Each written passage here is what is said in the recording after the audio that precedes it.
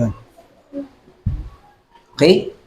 Happy Lord's Day at makikibasa po sa ating binigay na Tagalog version. Nakita niyo po, Romans 9, 6-13. Tagalog siya. Romans 9, 6-13. Hindi ito nangangahulugang nawalan na ng kabuluhan ang salita ng Diyos, sapagkat hindi lahat ng mga Israelita ay kabilang sa kabayang pinili niya. At hindi rin naman ibinibilang na anak ni Abraham ang lahat ng nagmula sa kanya. Ganito ang sinabi ng Diyos, magmula kay Isaac ang ibibilang na lahi mo.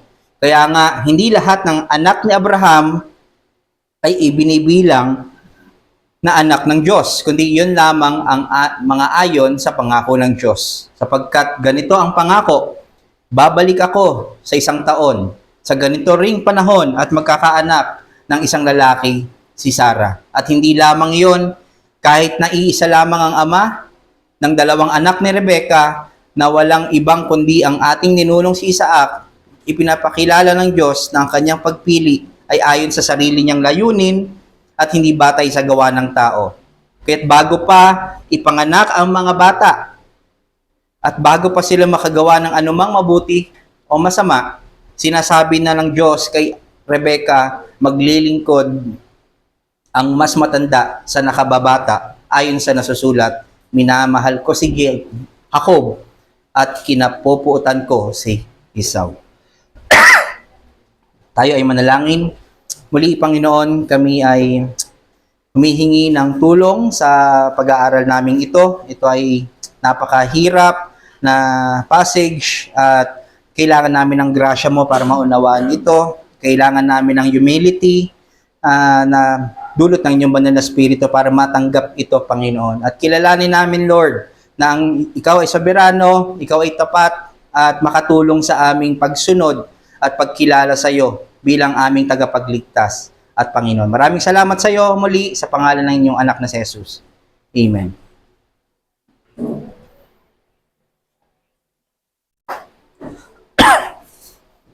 Okay, so happy Lord's Day.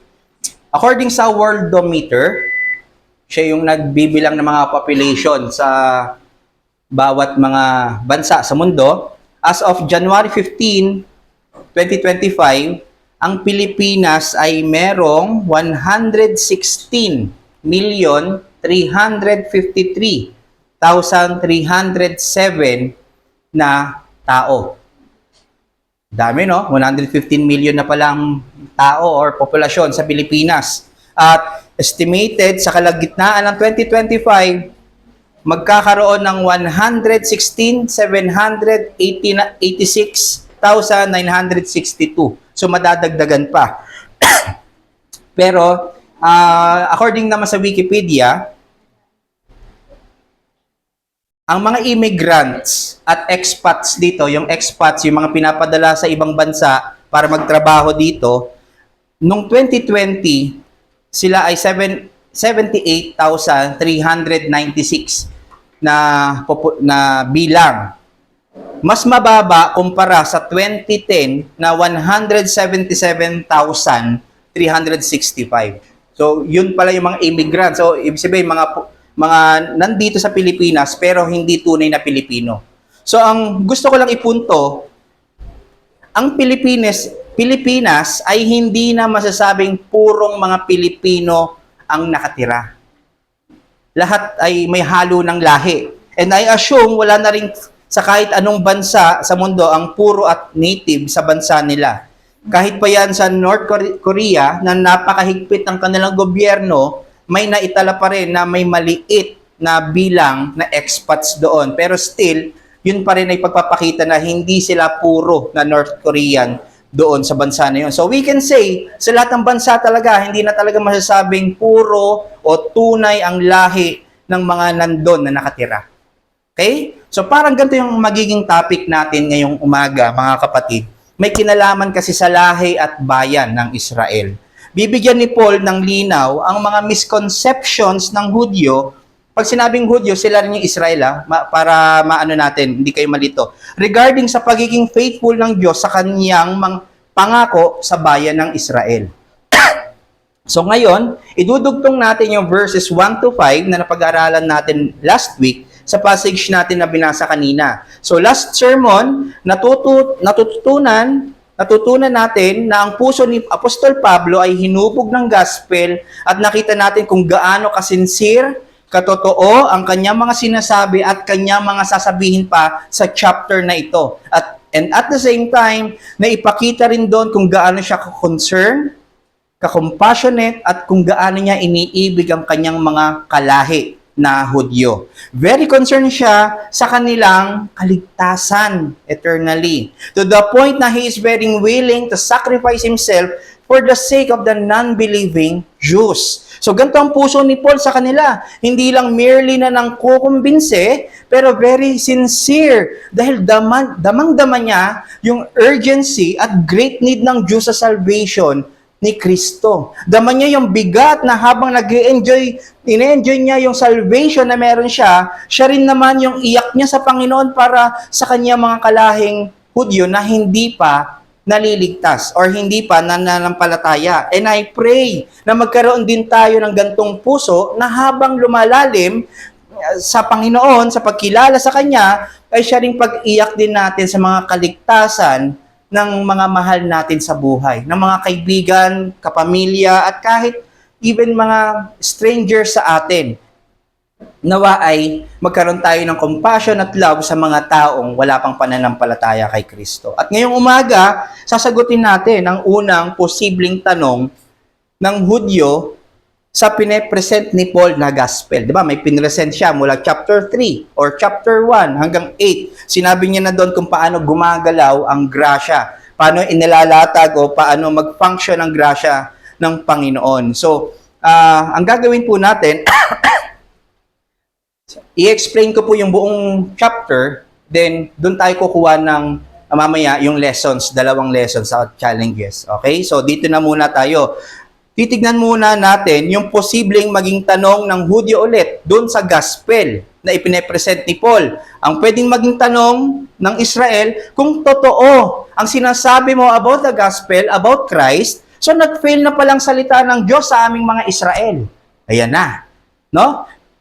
Mahalaga na bago natin sagutin to, tignan muna natin ang premise ng Israel at kung ano ang hinahawakan nilang promise sa Panginoon or promise ng Diyos sa kanila. So parang ganito yung kung paano nila tignan ang premise at promise sa kanila ng Diyos. Kung matatandaan sa verse 4, they are Israelites and to them belong the adoption, the glory, the covenants, the giving of the law, the worship, and the promises. So parang sinasabi ngayon ng Hudyo, ganito. So Paul, yung adoption namin, yung mga pag-manifest ng glory ng Diyos sa amin, sa mga ancestors namin, yung mga covenant sa mga forefathers namin, yung mga pag-entrust sa amin ng Diyos ng kanyang batas, yung pagsamba at pag-serve namin sa templo at mga pangako pa sa amin ng Panginoon, wala na ba itong silbi? Wala na ba itong kapangyarihan? Hindi na ba ito matutupad? Nabaliwala na ba? So ito ang premise ng Israel kay Paul. Nakita niyo po, dito sila nanggagaling at ito yung tinatayuan nila. Para sa kanila, pag nasa lahi sila ni Abraham, sila ay ligtas na. At yun ang confidence nila, yung pagiging race ni Abraham. At ito naman yung promise, yung kanina yung premise, yun yung race nila kay Abraham. Yung promise na pinanghawakan ng Israel, ito yung dahil may covenant ang Diyos kay Abraham, at yun din ang kanilang pinanghahawakan, yung pangako na yun. Ano ba yung promise na yun? Sa Genesis 12:2, pararamihin ko ang iyong mga anak at apo at gagawin ko silang isang malaking bansa. Sino yung malaking bansa na to? Ang Israel. At yun ang pinanghahawakan nila. Nasa lahi ako ni Abraham at kami yung bansa na ibibigay kay Abraham. Kami yung pangako na binigay kay Abraham. Nakita niyo po. So yun yung kanila, doon sila nanggagaling. Kung nakita po natin, tunay naman talaga na ipinangako ng Diyos sa kanila ito, na magiging ama si Abraham sa isang dakilang bansa, ito nga yung Israel, at lahat ng angkan sa mundo ay pagpapalain sa pamamagitan ni Abraham, at ang lupang Kanaan ay ibibigay sa mga lahi ni Abraham. Tama naman po yun. Nire-echo pa nga nila ito ng Diyos kay Abraham. Sabi sa Genesis 17:7-8, tutuparin ko ang aking pangako sa iyo at sa iyong lahi habang panahon. Di ba? Israel yon. At ako'y magiging Diyos nyo. Ibibigay ko sa iyo, sorry, at sa iyong magiging lahi ang lupain. Itong lupain ito na Kanaan na iyong titirhan ngayon bilang isang dayuhan. Ito ang magiging pag-aari nila, Israel, sa habang panahon at ako ang kanilang magiging Diyos. Okay? So, totoo naman na mayroong gantong pangako ang Diyos. Ito yung pundasyon ng kanilang kaligtasan. Itong pangako na to. Ang kanilang kaligtasan ay nakaugat sa pagiging bayan ng Diyos sa ilalim ng Old Covenant na ito kay Abraham. Yung Abrahamic Covenant. May katotohanan talaga ito na meron silang special privileges. Di ba nga, nasa kanila yung batas, sa kanilang lahi ng galing ang Mesiyas, at nasa kanila ang pagsunod at pagsamba sa templo. Pero kung hanggang dito lang nila titignan ang mga privileges na ito, hindi nila makikita yung bigger at greater promise ng Diyos. If we can notice, ang kanilang premise at ang pag-unawa sa promise ng Diyos ay very literal. Nakatuon lang sila sa pagiging lahi ni Abraham, nakatuon lang sila sa pagsunod sa Torah o sa kautusan ng Diyos para manatili sila sa lahi, at ang paniniwala nila sa Mesiyas na darating ay very physical, na mamumuno na isang political party o makapangyarihan katulad ng mga hari dito sa nakikita natin sa mundo. Meaning, hinihintay nila yung seed ni David na parang si David. Ganon kalakas, nakaparehas niya ang kanilang tinitignan na Mesiyas. Pero para sa kanila, yun yung magliligtas. Kaya nila hinihintay ito. Dito na nagkakaproblema ang Israel. Kasi very literal at physical ang pag-take nila sa pangako ng Diyos. At alam niyo ba, up until now, naghihintay pa rin sila sa Messiah na parating. Hindi pa rin nila makita kung sino yung pinramis sila na Messiah. Na alam natin as Christians, dumating na yung Messiah na yon, at ito nga, si Jesus Christ, na napakaw sa krus 2,000 years ago. Kaya di nila matanggap yung pinapresent ni Pablo na gospel. Kasi seemingly, ibang turo yan. Bagong turo yan, bagong doktrina yan. At subukan nyo, pumunta tayo sa Israel ngayon, ituro natin ang gospel, ma-offend sila. Ito pa rin ang same na kanilang claim. So nakita natin ang premise at promise na pinangahawakan ng Hudyo. Kaya again, ito ang sasagutin natin. Nag-fail ba talaga ang salita ng Diyos sa kanila? Di ba naging tapat ang Diyos sa kanyang pangako sa lahi ng Israel? Kasi nakikita natin, lagi may oposisyon na mga Hudyo, mga taga-Israel kay Pablo. Laging galit kay Pablo. Anong pinipreach ni Pablo? Ang gospel. At ang mga naniniwala sa gospel na pinipreach ni Pablo, halos hentil, puro Gentiles, ibang lahi, hindi Israel. So parang maisip talaga ng Israel, pinabayaan na ba kami ng Diyos kung tatanggapin namin yung gospel na yan? Wala na ba yung pangako niya kay Abraham? So ngayon, titignan natin kung ano bang sinasabi ng Biblia. At ipapaliwanag sa atin ni Pablo dito sa Romans 9:6-13. Again, ulit, very literal, physical ang take ng Israel sa pangako sa kanila ng Diyos, at ginagawa ni Pablo, kaklaruhin niya ang misconceptions sa pangako ng Diyos sa Israel. Lilinawin niya ang katapatan ng Diyos na pinangahawakan nilang pangako sa kanila. Okay? At behold, napakaganda. Ang gagamitin ni Pablo dito para mapatunayan ang katapatan ng Diyos sa kanyang salita ay ang doctrine of election and predestination. Ito ang doctrine na ito ay very hard to swallow, sinasabi ko nga nakaraan, at the same time, very comforting.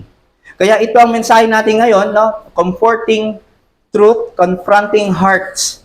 Dahil ang katotohanan ito ay very comforting, at the same time, kukomprontahin ang mga pusong prideful at matitigas ng mga katotohanan na ito. Na iniisip natin, ay hindi naman natin kailangan ng Diyos. Iba, hindi ako naniniwala kay Jesus Christ. So ito i-confront ng katotohanan ito. At dahil nauna na nga nating nakita yung premise at promise ng Israel, titignan naman natin ngayon yung premise at promise na sinasabi ng Bible, na unfailing ang kanyang faithfulness sa kanyang mga anak. Kaya kung nakita natin, no, ngayon, sasabihin ni Pablo ang premise na ng promise ng Panginoon. Ano ba talagang ibig sabihin niya sa kanyang pangako? Sa verse 6 to 9, parang ganito yung sinasabi. Sabi ng Israel, kami ay ligtas. Sabi ni Paul, hindi kayo ligtas lahat. Sabi ni Israel, pero kami ang pinili ng bayan ng Diyos eh. Sabi ni Paul, oo nga, pero hindi kayo lahat ay tunay na Israel. In a nutshell, yun yung gustong sabihin ni Paul. Yun yung premise natin. At ito ay salita ng Panginoon. Hindi lahat ng galing sa lahi ni Abraham ay tunay na Israel. Parang yung kanina, hindi lahat na lang residente sa Pilipinas ay tunay na Pilipino. So kaya gano'n na lang yung pagsasabi ni Pablo kung gaano siya kasincere, kung gaano siya nagiging totoo sa kanyang pagsasalita.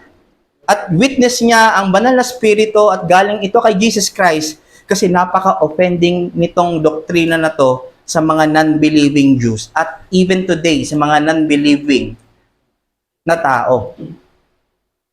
Sabi sa 6:7, verse 6 to 7, hindi ito nangangahulugang nawalan na ng kabuluhan ang salita ng Diyos sapagkat very tuwira, no? Hindi lahat ng mga Israelita ay kabilang sa bayang pinili niya. At hindi rin naman ibinibilang na anak ni Abraham ang lahat ng nagmula sa kanya. Kahit si Abraham, hindi niya iniisip, hindi niya ibinibilang na lahat ay kanyang mga anak. Meaning, kung may mga hindi tunay na Israelita o may mga hindi tunay na Hudyo or anak ni Abraham, hindi lahat ay pinili ng Diyos. Yun ay magiging premise natin. May mga hindi kabilang sa anak ni Abraham na nanggaling talaga sa kanya, pero hindi tunay na anak ni Abraham. In short, sila ay hindi tunay na Israel. So may dalawang grupo pa lang Israel, mga kapatid. Una, ang hindi tunay na Israel. Una, sila yung tinatawag na physical or ethnic bayan, yan yung Israel. Sila yung carnal seed ni Abraham, or tinatawag na children of flesh. Children of the flesh. Sila yung mga hindi pinili ng Diyos. Pangalawang grupo, ang tunay na Israel. Kung may hindi tunay, syempre may tunay. Sila naman yung tinatawag na spiritual, sila yung true Israel, sila yung remnant ng Israel, at sila yung spiritual seed ni Abraham. Or in short, sila yung children of the promise. Meaning, kung sila ay children of the promise, sila ay yung pinili ng Diyos mula pa nung nakaraang walang hanggan, nung wala pang creation. At itong pagpili ng Diyos na ito ay nakabase kung hindi sa kung ano, kung gaano kasipag ang tao, kung gaano kagalang, kung gaano pagiging active sa church, hindi dahil sa magaling sa Bible, mag-preach o magturo, o kung ano man ang katangian ng isang tao. Pero ang pagpili ng Diyos ay nakabase sa kanyang mabuting kalooban. Pinagkaloob niya lang to. Nakabase ang pagpili niya sa kanyang perpektong pagpapasya. Meaning kung sino ang gusto niyang piliin, yun ang mangyayari. So hindi lang dahil ang Israel ay galing kay Abraham, naturally, kaya sila ay maliligtas. Okay? Pero dahil sa pinili sila ng Diyos, base sa kanyang mabuting kalooban. So alam ni Pablo na imbes matuwa ang Israel, masasangga ang kanilang mga ego, kanilang mga pride. Kaya to support his case na nilalatag niya about sa election, magpapakita siya ng proof o ebidensya na magpapakita ito yung na-miss, ito yung hindi nauunawaan ng Israel. Sa verse 7, sabi ni Pablo, ganito ang sinabi ng Diyos. Nakita po natin, hindi gawa-gawa ni Pablo. Ito ay mismong sinabi ng Diyos. Ano sabi? Magmumula kay Isaac ang ibibilang na lahi mo. So ito yung unang proof ni Pablo to support his case, yung premise niya na hindi lahat ay tunay na Israel. So example, ang gagamitin niya, may yung dalawang anak ni Abraham. Di ba si Abraham? May dalawang anak siya. Una, ang anak niya ay si Isaac. Anak niya ito kay Sarah. Okay? Yun nga lang, bago pa may panganak si Isaac, meron pa siyang naunang anak, si Ishmael, na anak naman niya kay Hagar, ang alipin. Okay? So sabi sa Romans 9:7, itong sinabi, yung kinote na ito, na magmumula ka kay Isaac, ang ibibilang na lahi mo, kinote ni Pablo ito sa Genesis 21:12. Anong sabi doon? Ngunit sinabi ng Diyos kay Abraham, huwag kang mag-alala tungkol sa mag-ina. Sundin mo na ang gusto ni Sarah sapagkat kay Isaac magmumula ang lahing sinabi ko sa iyo. Anong context nito? Nakikipaglaro si Ishmael, 12 years old yata si Ishmael nun, kay Isaac. Pero, sinabi ni Sarah, Abraham, paalisin mo si Ishmael, si Hagar dito. Nauna. Sabing ganon. So, ang sabi ng Diyos kay Abraham, kasi nalungkot kasi anak niya rin naman si Ishmael. Nalungkot si Abraham, kaya ang sabi sa kanya ng Diyos, huwag kang mag-alala tungkol sa mag-ina. Gawin mo na o sundin mo na ang gusto ni Sarah. Ibig sabihin, sige na, paalisin mo na sila. Sapagkat kay Isaac, magmumula ang lahing sinasabi ko sa iyo. Hindi kay Ishmael. Kay Isaac. Okay? So nakita natin may pagpipili. Kay Isaac raw magmumula ang lahing sinabi ko sa iyo. So meaning may pinili na ang Diyos sa anak ni Abraham. May dalawa. Pero alam ni Paul, matalino ang Hudyo. Pwedeng irabat ng Israel kay Pablo, pipiliin talaga ng Diyos si Isaac na anak ni Sarah. Kasi si Ismael, anak ni Hagar na isang Egyptian. Okay? So, kung titignan mo, talagang pipiliin niya, hindi naman Israelite si si Hagar, Egyptian. So, dalawa kasi asawa ni Abraham, di ba? Si Sarah at na Hudyo at si Hagar na Egyptian. Kaya, ang gagawin ni Pablo, magbibigay ulit siya ng second proof para dito sa case niya na may pinili na ang Diyos. So, lagtawan natin yung verse 8 to 9. Punta na tayo sa verse 10. At hindi lamang iyon, kahit na iisa lamang ang ama ng dalawang anak ni Rebecca na walang iba kundi ang ating ninunong si Isaac, sabi sa verse 11 to 12, ipinakikilala ng Diyos na ang kanyang pagpili ay ayon sa sarili niyang layunin at hindi batay sa gawa ng tao. Kaya't bago pa ipinanganak ang mga bata, Jacob at Esau, bago pa sila makagawa ng anumang mabuti o masama, sinabi na ng Diyos kay Rebecca, maglilingkod ang mas matanda sa nakababata. Ayon sa nasusulat, minamahal ko si Jacob at kinapupuotan ko si Esau. So, Jacob I love, Esau I hated. Yung I hated, hindi yung parang hate natin na nakikita sa mundo na ayoko sa'yo, hindi kita bate, o ano lang kita, galit lang ako sa'yo. Hindi. Ang sinasabi lang dito yung hated, pwede natin i-equate na hindi ko siya binigyan ng grace. Pinili para mahalin. Hindi ko siya pinili para iligtas. Nireject ko siya dahil ba gusto niya lang i-reject si Esau? Hindi, dahil sa kanyang kasalanan pa rin. Okay? Kasi nga, si Jacob at si Esau, wag niyong isipin na santo. Paano ba? Mabait itong si Jacob. Siya nga yung nag-deceive 'Di ba? Ninakaw niya yung birthright ni Esau kasi si Esau ay panganay. So, kung makikita natin, ito makasalanan. Ito naman yung kumanam lang yung si Esau, kumanam lang yung kanyang tiyan, ibinagbenta na yung birthright. So, 'di ba? Nakita niyo yung kasalanan na 'yon. Ito naman si Jacob, ninakaw niya, deceiver nga Diniceive niya si Isaac, yung kanyang tatay, ama. So nakita natin pareha sila makasalanan. At entitled sila, kung sila yung makasalanan, saan sila dapat? Impyerno. Yun nga lang, bakit may pinili pa ang Diyos na iligtas? Pwede naman silang mapunta. Yun ay just, yun ay deserve ng tao. Ito ang pagdi-display ng kanyang grasya. Na meron siyang pinili kahit hindi deserve ni Jacob. Deserve ba ni Esau na pumuntang hell at hindi ma-deserve na mailigtas? Yes. Kasi may pagkakasala siya eh. Okay? So, napo-form na sa ating isipan kung paano nag-ooperate yung election ng Panginoon. Ginamit niya naman dito dahil nga kanina sa unang proof, may lusot eh. Si Hagar, Egyptian. Ito, ginamit niya kambal. Si Isaac kay Rebecca, tapos si Rebecca sa kanyang sinapupunan, Jacob and Esau. So wala ka nang pwedeng i-rebut doon na bakit yung isa pinili, ba't yung isa hindi. Okay? Hindi mo na dahil pwedeng isipin na dahil lahi niya ay Egyptian. Parehas yan na Israelites, parehas pa yan ng tatay, parehas pa yan ng nanay. At sabay pa silang iluluwal na araw. Ang panganay, Esau, Jacob naman ay yung bunso. So, gusto ko lang i-note dito sa pagpili ng Diyos. Yun nga, iisa ang ina ni Jacob at Esau, so meaning hindi basihan ng lahi. Pangalawa, gusto i-prove dito na wala pang ginagawa, na tuwiran na sinabi yan, no? Wala pang ginagawa si Jacob at Esau ng kahit anong mabuti o masama since nasa tiyan pa lang sila ng kanilang ina. Pinili na niyang mahalin si Jacob. Okay? Ulit, paglabas nila, automatic yon sila ay makasalanan. Kasi nga, merong original sin silang namana kay Adan, yun na pag-usapan natin kanina. So, may pinili na siya doon na wala pang pinapatunayan, wala pang mabuting ginagawa, masamang mabuting dalawa.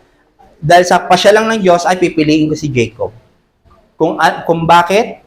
Dahil sa kanyang mabuting at perpektong kalooban. Okay? Hindi sa katangian ni Jacob at ni Esau. So verse 11 ito, pinapakilala ng Diyos na ang kanyang pagpili, yung kanyang pagpili ay ayon sa sarili niyang layunin, may purpose siya kung bakit. At hindi batay sa gawa ng tao. Hindi para sa magiging purpose ng tao, pero may purpose siya para dun sa tao. Sinasabi ni Pablo na ang pagpili ng Diyos ay talagang nakabase sa mainam, wise wisdom ng Diyos at sa maingat niyang pagpaplano. Hindi siya nagpaplanong bara-bara, okay na to si Jacob, sige gamitin ko. Hindi. Yung pagpili niya kay Jacob, may pagmamahal yun. Maingat yung kanyang pagpili kay Jacob. At he has all the right na gawin itong pagpili na to dahil creation niya lang ang lahat eh. At siya ang creator. Di ba? Kung sa'yo ang itlog, ikaw ang may at ikaw ang kakain, ikaw ang bumili, ikaw ay may karapatan kung anong luto ng itlog ang gagawin mo doon. Ganon din ang Diyos. Meron siyang karapatan na kung ano yung pleasing sa kanyang mga mata at sa kanyang kalooban. This is God's displaying being God. Pagpapakita na Diyos talaga siya. Hindi siya parang takot sa atin na, sige, God, di na ako susunod sa iyo. Hindi. Sumunod tayo o hindi, mananatili siyang Diyos. Magpuri tayo, hindi, mananatili pa rin siyang mapagmahal na Diyos. Malaya niyang kaya at gagawin ang mga plano niya, ang purpose niya, na walang external influence. Ay, nakakaawa naman si Louie, sige, pipiliin ko siya. Ay, ganun, nakakaawa naman yung itong anak na to, sige, pipiliin ko siya, mapagbigay pa naman siya. Hindi ganun. Pero ang basihan niya, siya, as being God. So, na-establish natin ang premise ng Diyos na may tunay na Israel, may pinili siya nung past eternity at hindi dahil sa katangian ng mga kanyang mga pinili, pero sa kanyang kalooban at purpose. So, na-establish natin yung proof na may pinili rin talaga si Pablo. So, tingnan natin yung promise ng Diyos sa kanila at kung paano na ilatag sa history. Malaking relasyon ang promise ng Diyos sa kanyang grace. Nung pumili ang Diyos o nag-elect ang Diyos unconditionally nung eternity past, ito ay grace. Kaya nga, 'di ba, tulip, doctrine of grace. So, ang pagpili ng Diyos ay grasya niya. Dahil hindi naman deserve ng taong makasalanan na piliin ng Diyos para maligtas. Kaya ang plano ng Diyos na ililigtas ang kanyang napili by grace nung eternity past, ito yung history, ang nangyayari, i-express niya yon, itong pagpili niya by grace sa mga taong pinili niya by promise. Ipapangako niya tuloy ito. Okay? So, anong promise na ito? Ito yung gospel. Ito yung gospel. Maraming nagsasabi na ang pagpili ng Diyos ay para lang sa specific task. Na para gampanan lang ang nakaplanong gagawin nila, katulad ng mga propeta.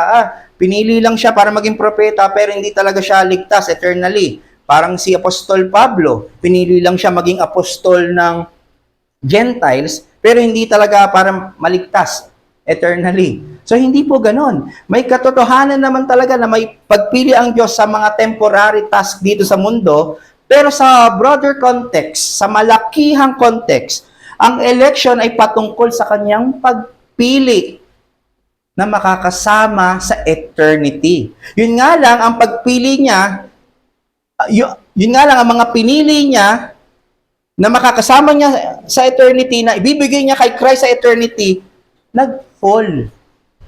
Kaya kailangan niyang tubusin at iligtas. At ma-appreciate natin dito, sa mga text na ito, yung may mga kinalaman sa pagtawag ng Diyos. Diba? Sa Romans 8:29-30. And those whom predestined, He also called.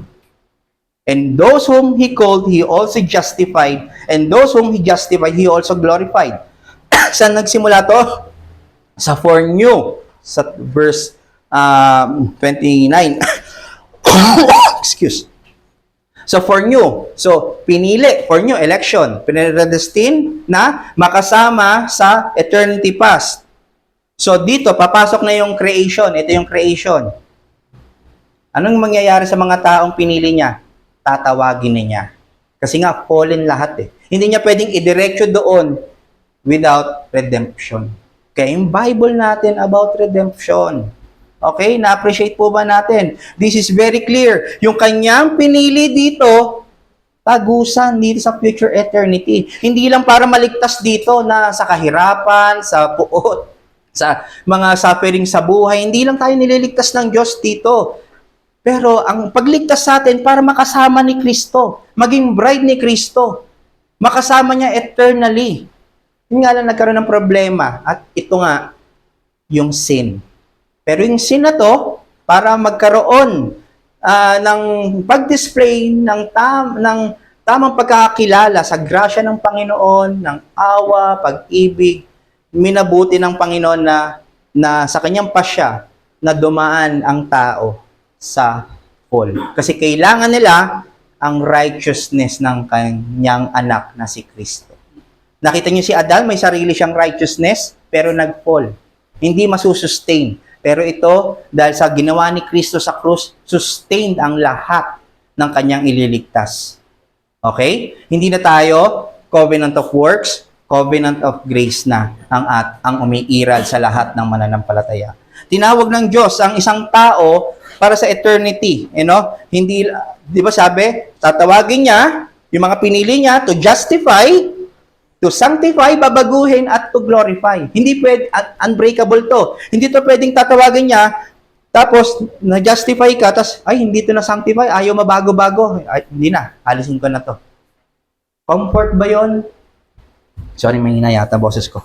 Comfort ba yon? Hindi. Okay? At yun yung mga tinuturo ng maraming sekta, na alagaan mo yung salvation mo kasi mawawala. I-maintain mo ang iyong salvation kasi mawawala. Pero ang comfort natin, maintained na yan kay Kristo. Thank you po. Ang aking bato. At para maging possible, itong kanyang blessing na pagpili, justification, sanctification, glorification, ang kanyang ginawang plano, ginawa niyang agent of salvation ang kanyang anak na si Kristo para ma-accomplish ang kanyang planong ito sa pamamagitan ng pagdala ng kanyang bugtong na anak para pagkamatayan ang kanyang mga pinili. Para matubos. Kasi walang ang diretsyo eh. Kaya nga sabi sa John 14:6, no one comes to the Father except through me. I am the way, the truth, and the life. Okay? So, magiging posible ito dahil kay Jesus Christ. Magiging okay na, may open access na tayo dito sa eternity. Dito pa ba natin mararanasan yung eternal life? Hindi. Sabi sa John 17:3, this is eternal life. The moment na tayo nananampalataya at pagkilala natin sa ating Panginoon, may glimpse na tayo ng eternal life. At grace yon ng Panginoon. Okay? So, yung agent ng salvation, para sila ay ma-accomplish yung plano ng Ama, ma-apply ba agad do sa mga pinili? Hindi. Ang mag-a-apply ay ang banal na Espiritu. Ang Holy Spirit ang mag-a-apply sa ginawa ni Kristo sa krus ng Kalbaryo 2,000 years ago. At para ma-highlight itong pagpili ng Diyos sa kaligtasan, tignan natin kung paano niya ginagawa sa history. Gusto kong manotice natin yung commonality ni Sarah at nanay ni Isaac at si Rebecca na nanay ni Jacob. Pareha silang barren. Pareha silang baog. Okay? So, supernatural lang ang pwede mag-enable sa kanila para manganak. At dito pa lang, makikita na natin na by grace, by promise, pinramis ng Diyos kay Sarah, ikaw ay magkakaroon ng anak. Sinabi niya kay Rebecca, sige, ginagrant ko yung inyong panalangin na magkakaroon ka ng anak. Lahat promise. Kalooban ng Diyos. Okay? Yung purpose ng Diyos. Pares din silang nakatanggap ng pagdetermine na mangyayari kay Isaac, sa kanyang lahi, manggagaling, at pagpapalain ng Diyos si Jacob. Ang magsuserve ay si Esau. So nakita niyo po, ganito mag-work historically ang Diyos sa kanyang paglalatag ng kanyang grasya, yung doctrine of election. So balik tayo sa verse 8 to 9.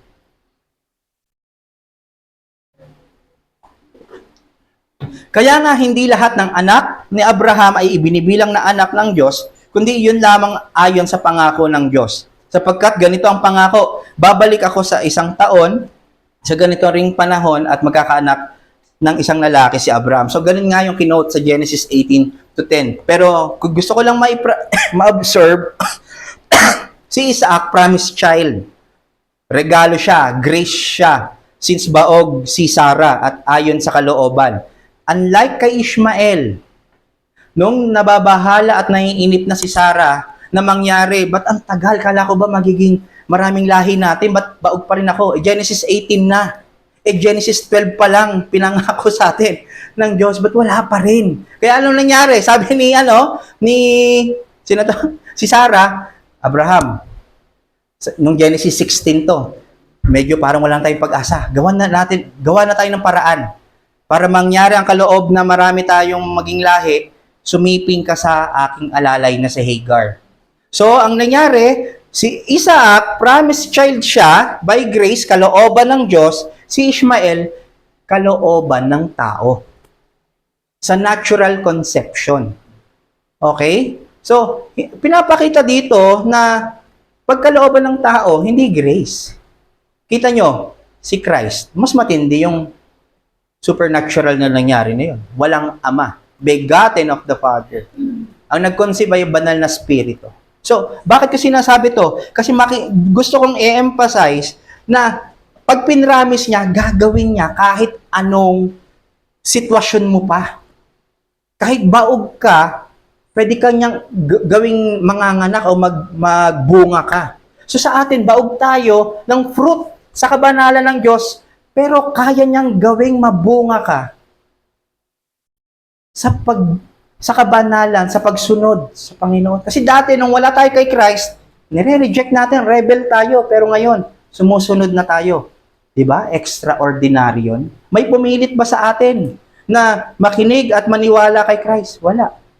Pero sa kanyang kalooban, kung paano tayo pinapanganak muli, sabi si John 3. Hindi natin alam kung kailan ang birthday, hindi tayo nagpapasya kung kailan ang birthday natin. Pero ang Diyos ang nagpasya ng birthday natin. Kahit nga yung nanay hindi niya alam kung kailan. May estimation. Pero ang sinasabi ko lang dito, promise, grasya, kalooban ng Diyos at hindi natin pasya kung kailan tayo ililigtas ng Panginoon. Kaya praise God, tayo ay naniniwala ngayon. Punta tayo kay Jacob. Ito ang ganda. Siya at si Esau ay kambal. At pinagkakaloob ng Diyos. Di ba? Baog nga at nabuntis siya, kambal. Sabi sa Genesis 25, sabi ng Diyos kay Rebecca, kambal ang kanyang dinadala at nasa tiyan ay nagtutulakan na ang dalawa. Nag-aaway na doon. Kaya sinabi ng ina, kung gayon pa'y ganito na ang mangyayari sa akin, ba't pa ako mabubuhay? Kaya siya'y nagtanong kay Yahweh, ganito ba? Bakit kailangan pa akong mabuhay kung nag-aaway naman pala? So, gato ang sagot ni Yahweh. 2 sanggol ang dala mo sa loob ng iyong tiyan. Larawan ng 2 bansa na magiging magkalaban. Magiging higit na malakas ang mas bata kaysa sa nauna at maglilingkod ng mas matanda sa mas bata. So ano makikita natin? Kahit iisa sila ng anak, ay ng nanay, sinapupunan, pagpapakita doon na may pinili na ang Diyos at nilalarawan nilang dalawa, ni Jacob at Esau, ang 2 bayan, na nag-aaway. Okay? Ito ang sinisimbolo ng seed of the woman at seed of the serpent, na nung Genesis 3:15 pa lang, sinabi na ng Diyos magkakaroon ng enmity. Okay? So, kita mo ngayon, laging may enmity ang Christians at non-Christian.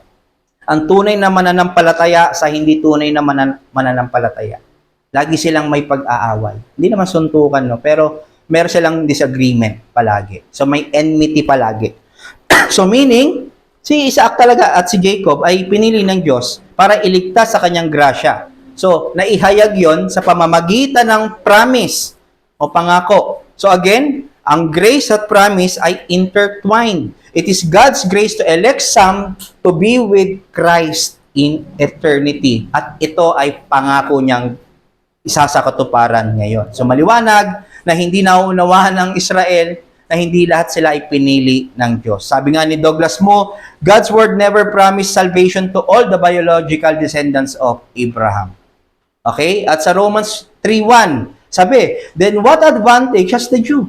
Ano naman kung Hudyo kayo? Ano naging advantage nyo kung kayo ay Hudyo? Ang advantage natin kung meron tayong pananampalataya kay Kristo, hindi dahil ikaw ay Hudyo. Kita nyo, Acts 13:48, when Gentiles heard this, they began rejoicing and glorifying the word of the Lord, and as many as were appointed to eternal life believed. Maliwanag, nakita nyo po, ang pinili ng Diyos para sa eternal life, pag narinig nila yung pangako, narinig nila yung gospel, hindi pwedeng hindi sila maniwala. Diba? And as many were appointed to eternal life, yung mga pinili ng Diyos sa eternal life, naniwala. Hindi naman pinipreach doon na kayo ay meron dito na inappoint ang Diyos para sa eternal life. Hindi yun ang preaching ng gospel. Ang gospel, si Kristo ay namatay sa mga makasalanan. So muli, hindi sa pagiging magaling o magaling umintindi ng gospel ang isang tao, pero dahil sa mabuti lamang ang kalooban ng Diyos. Kaya ine-enable sila na maunawaan ang ebanghelyo. Kaya sino rito magyayabang na kaya ako naging Christian kasi naintindihan ko sa sarili kong research, pagsusuri ang ebanghelyo. Sino? Kaya nga sabi sa verse 8, kaya nga hindi lahat ng anak ni Abraham ay ibibilang na anak ng Diyos, kundi yun lamang ayon sa pangako. So silang mga pangako ng Diyos ay maniniwala sa pangako. Ito yung mga spiritual na, ito ay yung pangako na spiritual Messiah. Okay? So again, ang 2 grupo, ang hindi tunay na Israel, ang confidence nila ay yung race nila kay Abraham, yung pagiging lahi nila, at para ma-maintain ay pagsunod sa kautusan, at hindi nila kinikilala na si Christ ang Messiah. Meron pa silang very literal. Kaya nga sabi sa John 1:11, He came to His own. Si Christ pumunta sa kanyang bayan sa Israel, and His own people did not receive Him. Ni-reject siya. Okay? Very clear. Nireject si Jesus Christ ng people of God who is the Israel. Anong sabi ulit kanina? Kung siya ay pinili, maniniwala siya kay Jesus Christ dahil niloob ito ng Diyos. Pero kung nire-reject nila si Jesus Christ, anong implication? Hindi talaga sila pinili. Kaya tingnan nyo yung John 1:12. But to all who did receive Him, who believe in His name, He gave the right to become children of God, who were born not of blood, nor the will of the flesh, nor the will of man, but the will of God. So nakita po ba natin, ang lahat ng nireceive ni Christ, ay nireceive si Christ sa pananampalataya at naniniwala na bibigyan sila ng right ng Diyos na maging anak, sila yung na kay Kristo. Okay? Naniniwala sila sa pangako na ito. Naging anak sila ng Diyos, hindi dahil sa isinilang sila sa laman, pero dahil sa kagustuhan ng Diyos. Ito yung tunay na Israel, children of God. Ang tunay na Israel, sila naniniwala kay Jesus Christ, habang sila ay sumusunod sa batas, hindi lamang sa physical na pagpapala, pero ang tinitignan nila, spiritual na pagpapala. Sabi nga kanina, yung binasa natin kay Abraham, may ibibigay ang Diyos na bayan na alam nila ang nag-build ay ang Diyos, hindi ang build ng tao. So spiritual yon. Alam nila na mas mahigit, alam ni Abraham na higit pa sa physical na bayan ng pangako ng Panginoon, pero spiritual na bayan. Sino spiritual na bayan na to? Si Jesus Christ. At naniniwala sila na yung parating na Messiah hindi literal, at itong Messiah na to na parating ay si Jesus Christ. At ito nga ay nangyari sa kamatayan ni Jesus Christ sa krus. Pero tignan nyo yung physical Israel, ang lagi nalang tinitignan, backwards. Di ba? Yung promise kay Abraham. Yung tunay na Israel, forward kay Kristo. Okay? So, ganun yung nangyayari. So, kahit hindi sila tunay na Israel, still pina-experience sa kanila yung privileges ng Diyos. Nagkulang ba ang Diyos sa pagiging mabuti sa Israel? Hindi. Nagkulang ba ang Diyos na mag-provide sa kanila kahit kahit sumasamba sila sa Diyos-Diyosan? Hindi. Nagkulang ba ang Diyos sa pagtawag sa kanila sa pagsisisi? Hindi. Nagkulang ba ang Diyos na i-remind sila at i-preach sa kanila ang pangakong Messiah? Hindi. Sabi nga in fact sinabi sa Acts 19:4. Alam niyo po, ganito ang preaching sa Old Testament. Acts 19:4. Believe on Him who would come after Him. Yung Him na kanina, Jesus Christ, who would come after Him, Abraham, that is on Jesus Christ. So ito yung sinasabi nila. Ito yung pinipreach nila na huwag kayong maging complacent kay Abraham. Ang inyong paniwalaan, yung Him. Malaking H si Jesus Christ. They have all the reason na magsisi, maniwala, pero nireject nila si Christ. John 1:11 ulit kanina. So sabi ni John the Baptist sa Matthew 3, huwag kayong mapagmalaki na isipin kayong anak ng Diyos o anak kayo ni Abraham kasi kaya ng Diyos gumawa ng anak ni Abraham sa mga batong ito. Nakita niyo po, hindi niya kailangan ng mga prideful na magsabi na ako ay anak ni Abraham kaya ako iligtas. Ang galing ni John the Baptist, no? Kahit sa mga bato, kaya niyang sabihin na mag-form ang Diyos na anak niya. Ganon makapangyarihan. At nangyari pa ba to? Yes. Pinatotohanan ni Jesus Christ sa John 8:37-47. Basahin ko na yung mga naka-highlight. Alam kong kayo mula sa lahi ni Abraham, sabi ni Jesus Christ, gayon may pinagsisikapan nyo akong patayin. So nire-reject, papatayin. Sapagkat ayaw niyong tanggapin ang turo ko. Kung kayo'y tunay na anak ni Abraham, gagawin sana ninyo ang kanyang ginawa. Ano bang ginawa ni Abraham? Nagkaroon ng pananampalataya kay Jesus Christ na kahit hindi pa nakita ni Abraham yung araw ni Jesus Christ, na-delight siya. Ibig sabihin, nakita niya na yung day of Christ, may joy na nangyayari. Ibig sabihin, hindi sa physical, nakatingin pala si Abraham ng mga panahon na yon. Kung talagang ang Diyos, ang inyong Ama, iniibig niyo sana ako, sapagkat sa Diyos ako nanggaling. Pero nireject sila. Ano pa? Bakit di niyo maunawaan sinasabi ko? Hindi ba ito'y dahil sa ayaw niyong tanggapin ang tinuturo ko? At sinabi sa huli, ang mula sa Diyos ay nakikinig sa mga salita ng Diyos. Subalit ayaw niyong makinig sa akin sapagkat kayo hindi mula sa akin. So pagpapakita may hindi talaga naniniwala, hindi pinili, hindi lahat ay tunay na Israel. So na-notice natin ito ay kausap niya yung mga Pariseyo. Ang design ng Panginoon mula kay Abraham ay palaging nakaturo kay Kristo. Kasi sila na kay David na, ang pinagmamalaki nila, hindi, lahi ako ni Abraham. Hindi nila tinitignan may parating na Messiah, si Jesus Christ. Okay? So dapat ganito. Kung isang tao naniniwala siya sa sinasabi ng gospel, malinaw na siya ay anak ng Diyos. Hindi na tayo papahirapan. Kung ikaw ay nananampalataya, meron kang katulad na pananampalataya ni Abraham, ikaw ay nasa lahi ni Abraham spiritually. Galatians. Napakaganda. Kaya, ang pananampalataya, yung sinasabi ng mga Armenians na kung sila, inelect sila kasi nakita nila na may pananampalataya ito. Darating yung panahon na magkakaroon ng maniniwala to kay Jesus Christ. Kaya siya pipiliin. Mali po yun. Ang iniisip po natin sa election, ang premise natin, faith is the effect, not the ground or basis of election. Dahil ikaw ay inelect, magbubunga yon ng pananampalataya sa iyo. Ibig sabihin, kung magbubunga, bigay pa rin ito ng Panginoon. So, anong lessons natin dito? Our God is sovereign. Soberano. Siya ay may supreme authority sa lahat ng bagay at sa kalangitan. Siya ang Diyos at Creator. Siya ang may control sa lahat ng creation. May perfect wisdom siya, power, justice, at lahat ay according sa kanyang divine plan.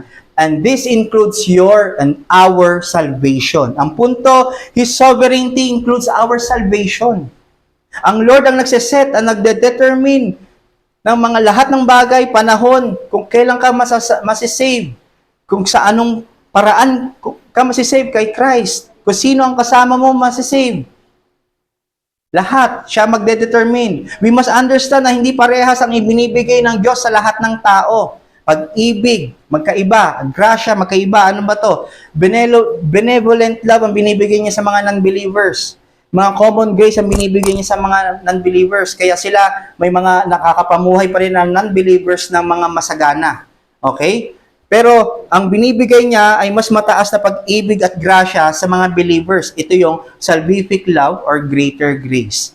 Jacob I love, Esau I hate. So, hindi raw sa gawa ng tao, pero sa pasya ng Panginoon. So, we must understand, yung kanyang pagpili, though hindi pantay-pantay sa tao, unconditional yon. Kasi nga, in the first place, hindi naman dapat siyang pumili. Kasi nga, makasalanan lahat, tapon na sa impyerno. Hindi natin pwedeng tignan na kaya tayo na-save dahil mabait ako, religious ako. I'm sure, mas mabait pa sa atin dito na kapitbahay natin. I'm sure may mas masunurin pa sa atin sa pamilya. I'm sure may black sheep pa nga tayo eh. 'Di ba? Sa school, alam ko may mas matalino pa sa'yo. Sa office, mas may diligent pang gawin ng trabaho kaysa sa'yo. Pero ang tanong, bakit kaya ikaw ay nandito at naniniwala kay Kristo? Dahil ito ay kagustuhan ng Diyos. Binigyan kanya ng pananampalataya sa kalooban niya dahil kinaawaan ka lang niya.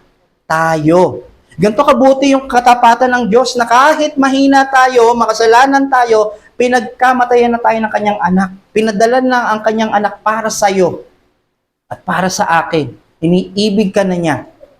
Bakit mahalaga maunawaan natin to? Para ma-humble tayo sa salvation natin. Na hindi makultivate ang pride natin sa mga believers while tayo ay nag-e-enjoy sa ating salvation. Mahalaga din natin ito makita sa ating evangelism kasi minsan dumarating ba sa inyo yung nag-share ka ng gospel tapos hindi siya naniwala tapos ang maiisip mo, pala binagalan ko yung pagsasalita. Dapat pala tinagalan ko pa yung pagsasalita. O kaya in-example ko yung ganto. Sana pala tinalakay ko pa yung gantong doctrine. O kaya thinking na yung parang lahat ng gagawin mo, yun yung mag-enable sa kanya para maniwala. We must understand na soberano ang grasya ng Panginoon. Wala sa atin, pero sa pasya niya, sa paraan niya. So anong kailangan natin? Patience, sincerity sa ating evangelism. Huwag nating isipin na may mga dapat tayong gawin, may mga steps tayo para maniwala sila. Dahil naniniwala tayo, hindi nagfe-fail ang Diyos sa kanyang pangako.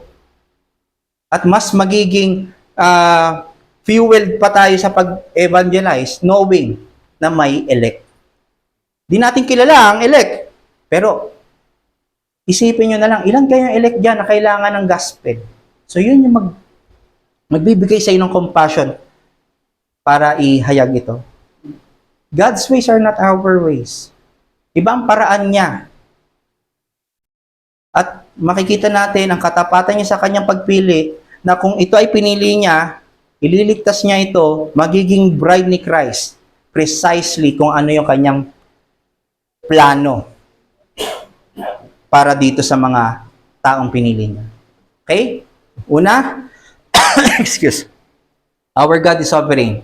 Number 2, our salvation is personal. Hindi ka nasisave dahil sa magulang mo ay Kristiyano. Hindi representative ang magulang mo, ang pamilya mo. Minsan naisip natin, ay Christian naman si Papa, Christian na rin siguro ako. Hindi. Nakita niyo po yung kanina? Hindi porket believer si Abraham, believer na rin sila. Kailangan nila ng personal na pananampalataya doon sa pangako na si Jesus Christ. Ang salvation, hindi physical, generational, pero spiritual, regenerational. At sinabi nga ito ni Christ sa kanina, John 8:37 to 47, na piniriksi din ni Brother Nico. We are saved by grace, not by race. Hindi dahil sa matindi yung iyong angkan, kaibigan na mga Kristiyano, as if Christian ka na rin. So individual tayong inililigtas ng Diyos at ang kailangan, we need faith sa ibinigay niyang pangako sa gospel. So ang punto, His means of receiving His grace of salvation is faith. Pananampalataya at ito ay personal. Hindi pwede tayong manampalataya na ako para sa'yo. Sagot na kita. Hindi ganon. Ikaw ay haharap isa-isa. Tayo ay haharap isa-isa sa hukuman ng Diyos. At katulad na nabanggit kanina, yung mga Israel, lahat naman ay tinatawag ng Diyos para sa pagsisisi na maniwala kay Kristo, pero ni-reject nila si Christ willfully. So sisisihin ba natin ang election? Hindi. Kasi ibinibigay naman sa iyo si Christ. Pero patuloy mo pa rin siyang nire-reject willfully. Sino nagde-decide? Ang Diyos ba para sa iyo? Ikaw pa rin ang nag-decide. Kaya, nung tayo ay inaccept o naniwala tayo kay Christ, ito ay willfully din. Hindi nag-decide ang Diyos para, sige na, maniwala ka na kay Christ. Sige na, mag-faith ka na. Yung ginagawa mo. Hindi tayo robot. Meron pa rin tayong, we have the freedom to choose according to our nature. Okay? So, pag nireject si Christ willfully, wala silang kaligtasan. Kahit pa ang kanilang magulang kapatid, Christian, believers. Ganon din sa atin. Wala tayong kaligtasan kung nireject natin si Christ. Pero dahil tayo ay naniwala, tayo ay confident na in Christ at no condemnation. Ang external na ginagawa natin does not guarantee salvation. Hindi dahil nagsasimba tayo, hindi yan nagpapa-Christian. Hindi dahil nananalangin tayo, hindi yan nagpapa-Christian. Ang sound preaching, hindi yan nag-mold ng nag-create ng Christian. Pero ang tanong, naniniwala ba tayo kay Christ? Kasi si Kristo ang nag-create, nag-enable ng isang Kristiyano. Hindi kung sino man o kung ano man. Kung walang Israel sa katulad ng faith ni Abraham, sila ay hindi talaga ligtas. Kaya katulad ni Abraham, meron ka rin bang ganung pananampalataya sa Messiah na pangako ng Diyos? Lahat ng kasama, isipin po natin, lahat ng kasama na spiritual seed na galing kay Abraham, believers, si Sarah, believers, si Isaac, believer yan, Rebecca, believer, si Jacob, believer. So, Personal yon. Hindi dahil kay Sarah, kaya siya nag-believe si Isaac. Meron siyang paniniwala. At itong maganda dito, Old Testament, dahil nga vague pa ang gospel, pero enough na yon para ma-regenerate sila. Enough na yon para sila ay maligtas. Yung mga typology, ginagawa nila ito, sinusunod nila to para sa pangako, kahit ganun lang sobrang simple, enough na yun para mag-save. Pero sa atin, klarong-klaro na. Kailangan, si Christ namatay, pinagkamatayan niya ang mga kasalanan mo, binigay niya ang kanyang buhay para sa iyo, inangkin niya ang inyong penalty, sinalo niya ang galit ng Ama. Very clear kung ano ang gospel. At hindi mo ba ito papaniwalaan? So tapat ang Panginoon sa kanyang pangako kung sino ang maniniwala ay siyang maliligtas. So kung ikaw ay nananampalataya, naniniwala, ikaw ay maliligtas. Wala ka ng ibang daraanan para maligtas, kundi dun sa pananampalataya mo kay Kristo. At kung ikaw pa lang ang saved sa pamilya mo, at sila ay hindi pa talaga saved, pwede kang gamitin ng Panginoon para i-preach ang gospel sa kanila. Manalangin para sa kanila. Okay? So, ang challenge, humble our hearts when reading the Word. So, pag tayo nagbabasa ng salita ng Panginoon, binabasa natin dito ay salita ng Lord. At mainly, ang ating gagawin ay paghanap sa Kanya, pagkilala sa Kanya, hindi yung paghanap ng sarili natin sa Bible. Nasaan ba ako dito? Kung paano tayo giginhawa? Hindi. Kung paano yung paraan ng Panginoon.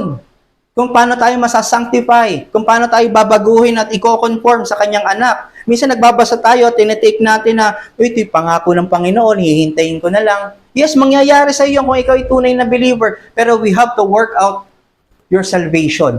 Kung ito yung sinabi ng Panginoon to work out your salvation, walang ibang paraan para ikaw ay masanctify, kundi ma-work out your salvation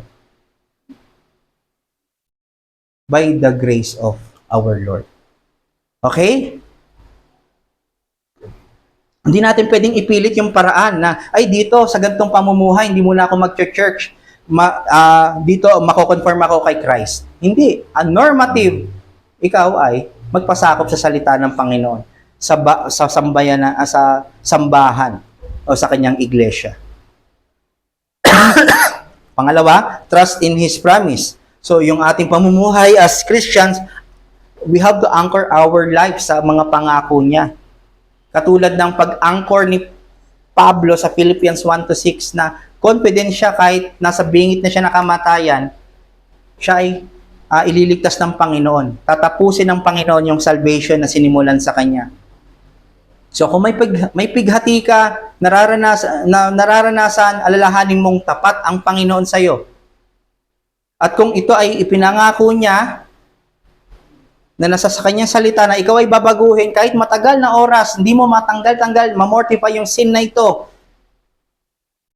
Pero sabi niya, ikaw ay, sa kanyang banal na spirito, ay mamomortify ang mga sin na ito. Hindi nga lang perfectly, pero ito ay malilis and malilis and malilis. Ganon makapangyarihan ang banal na spirito. Kaya mag-anchor ka sa pangako ng Diyos. Hindi kung ano yung pangako natin sa Diyos na, sige Lord, susunod na ako, promise. Hindi. Ang panghawakan natin, ano bang promise sa akin ng Panginoon?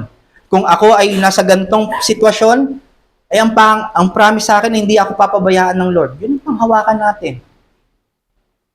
Okay? Kung ikaw naman ay wala pa sa pananampalataya kay Kristo, ang doktrinang ito, itong soberanong pagpili, election ng Diyos, ay nawa magpaalala sa iyo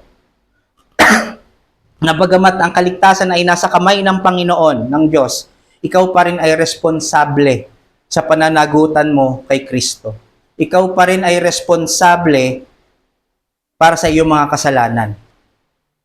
Ikaw pa rin ay tinatawag niya sa pagsisisi. Hindi para maghintay, ang tagal ko namang maniwala, kung galing pala kay Lord yung paniniwala. Hindi.